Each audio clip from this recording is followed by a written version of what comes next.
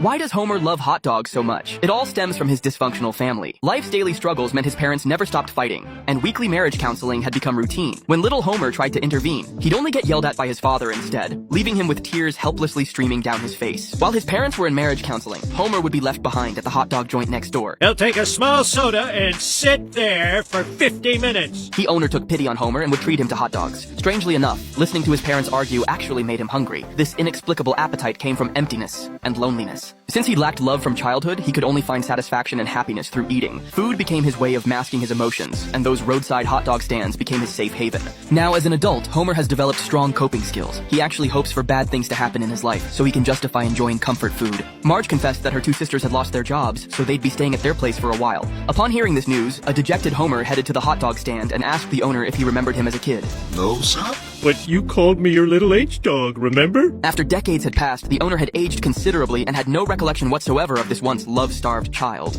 The owner's response left Homer deeply disappointed. Being forgotten by one of the most important people in his life nearly killed his appetite.